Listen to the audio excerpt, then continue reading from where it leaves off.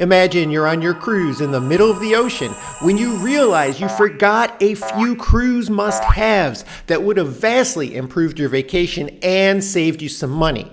I'm going to show you 9 genius gadgets that are essential for any cruise. Number 8 is actually a replacement of something that is now being confiscated by cruise lines. I'm Gary with Optimal Cruising, bringing you fresh cruise advice, money-saving hacks, and secret strategies the cruise lines don't advertise. Let's get started. For years, every time I cruised, I'd bring a little Bluetooth speaker on board with me, like this guy right here. But the problem is, these are getting confiscated now. And especially if you go on Carnival, they're not allowed anywhere. They'll take them from you at check-in. Other cruise lines might still allow them on, but only in your cabin. You can't use them anywhere else. That's really where I would use it anyway. But just to avoid the headache, I now always bring a pair of wireless earbuds or headphones that can connect to my devices so that I can use them anywhere on the ship I want, listen to my podcast, my music, and not bother anybody else, but also not have it be confiscated and end up with nothing. And if you have a pair that has a noise cancellation feature built in, that's even better, because a lot of these cruise ships on the open deck, when they're in the middle of the ocean, or even in public areas in the interior, it gets kind of noisy. And if you just like to sit back and relax to some music, a podcast, watch a TV show on your phone, it's great to have that noise canceling feature. One of the necessary evils of being on a cruise ship is being in a small, confined, cramped cabin. Even if you splurge for a suite, they're not all that big. And you don't have a lot of space to hang things or place things around the room. And if you end up with piles of things everywhere on the floor, on the bed, it's really hard to live in that space. So I highly recommend some magnetic hooks. Most cruise ship cabin walls are made of metal, and it's very easy to place these hooks anywhere in the cabin that you like, and you can hang up anything from a purse to a backpack to a coat. I even hang up shoes on there sometimes. It's really easy. I highly recommend getting a heavy-duty or durable type of hook with a heavy poundage rating, like 100 pounds or more, because that will carry almost anything and it won't be sliding off the wall and annoying you. But that's not the only gadget that will keep you organized in your cabin. Unfortunately, a lot of cruise cabins end up looking like this because there's not enough space to put all our things, especially in the bathroom. You don't have hardly any countertop space, and if you're lucky, you might have a small shelf or two that's probably less than 5 inches in depth and width, and it doesn't hold a whole lot. So what I've found is that these hanging toiletry bags work great because they fold up into a very small case that's easy to carry, throw right in with your luggage, but they unzip and expand and flop down with a lot of pockets and zippers. And you can usually hang these things on a towel hook in your stateroom bathroom or on the bathroom door, whichever works for you. For my wife and I, one of these is fine. We put all our stuff in there and it's neatly organized throughout the trip. We never have a messy bathroom. And then when the cabin attendant comes in to clean, they're not having to move your personal stuff around or just not clean it because he can't access the area. Now, while organization in your cabin is kind of important, so is sleep. I've been in a lot of cruise ship cabins, and it's almost impossible to predict which cruise ship or which cabin is going to have good functioning AC control and which is not. And that's why I always bring a portable fan with me on my cruises. Now, these AC systems are not per room. They're big, huge, mega industrial systems that you're supposed to be able to control in your own cabin, but it doesn't always work that way. Sometimes these rooms can get stuffy and there's not as much airflow as there should be. And I found that in the past, complaining about that sometimes works, sometimes doesn't. Sometimes they can fix it.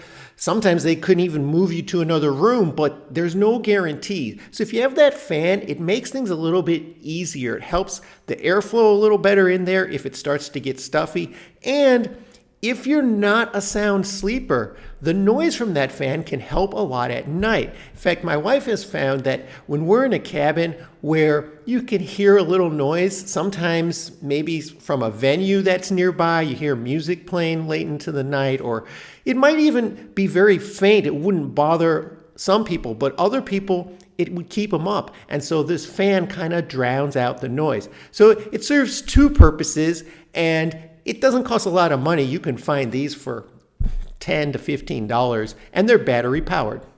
And this next item is crucial for when you're going out by the pool or the sun deck.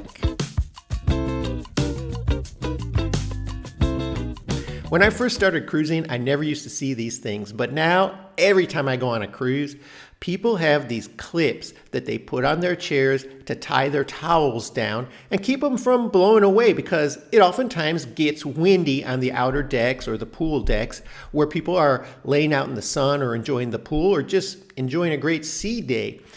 And when you get up from your chair to go to the bar or go in the pool or go get something to eat, those towels can blow all over the place. So a couple of these clamps works really well. I've also seen people put on bands, kind of like a Velcro band that just goes around the entire chair and locks that towel in. And these things take up almost no space in your luggage. It's a no-brainer to bring it. It'll make your cruise go so much smoother, especially if you like to have a chair out on the pool deck or a sun deck somewhere and spend your sea days and even part of your port days out there. Now, some people will use these things as pool chair savers or deck chair savers. I've in fact sat out on a deck for hours and watched some elaborate setup where they had these towels clamped down really nice on 2 or 3 chairs, and I never even saw the people who put them there. So while these things can really help you manage the wind out there on your cruise, they're not meant to lock down chairs that you're not going to be at. What do you think about that? Should people be saving deck chairs on cruise ships? I found out the hard way that this item is a real money saver, a luggage scale. Now, you might not think about this, and you wouldn't need it if you are driving to your cruise port, but a lot of us fly into the ports, and if you fly in and you have no problem with your luggage weight going on the cruise, but you pick up some souvenirs, maybe some duty-free items, and you pack those in your bag, and you're going to go back on the airplane, and all of a sudden you find out you're overweight, and they want to throw on another $50 or $100 surcharge because of that. Well, I always bring a luggage scale now. The luggage scale itself weighs like a couple ounces, and it just has a strap that you can lift up the bags and check the weight. So you know you're underweight before you go and try to check in for your airline. And while I love saving money, I also love saving my toes and shins. If you've ever been on a cruise before, you know these cabins are small, they're tight spaces. Sometimes they have objects like a small coffee-like table or a chair situated somewhere, and you're not used to the organization or how the room is set up. And if you have an interior cabin with the lights out at night, you won't see a thing. It's pitch black. Even on balcony cabins, it can be very dark at night. So I highly recommend a battery-operated, motion-detected nightlight. It basically just comes on whenever you get up and get out of bed. It detects the motion, it lights up just a little bit, but enough to see so I don't stub my toes on that table or chair or bump my shins into something, because that's the worst way to wake up in the middle of the night when you're just trying to get to the bathroom and get back to bed. Now, these next 2 tips will save you from getting something confiscated that you're gonna need on your cruise. But first, if you've gotten any good tips so far, make sure you subscribe to our channel and get all of our cruising updates. We used to be able to go on a cruise and bring a little travel iron or steamer to help get the wrinkles out of all those clothes that are jam-packed in a suitcase for hours before your cruise. But no longer can you do this. In fact, these items are being confiscated. They are banned for fire risk or whatever reason the cruise lines want to give, but you cannot bring them on board anymore.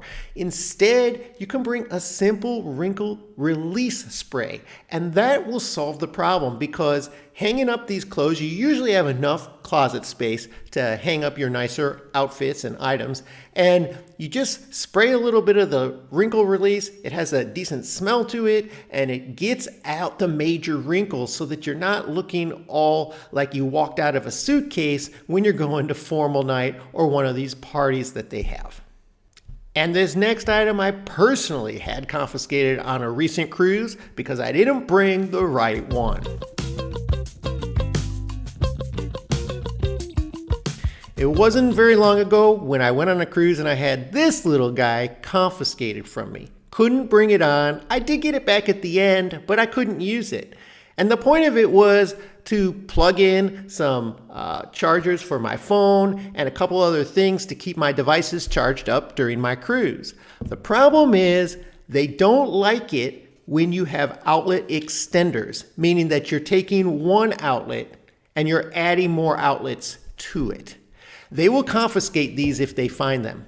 But it is not a problem to bring a USB charging station. So this is one plug that goes into the wall with many USB inputs. So you can plug in 4, 6, 8 different items into one outlet with a USB charging station. That saves space, time, and headache with trying to switch cords around and find enough outlets because these cruise ship cabins do not have enough outlets.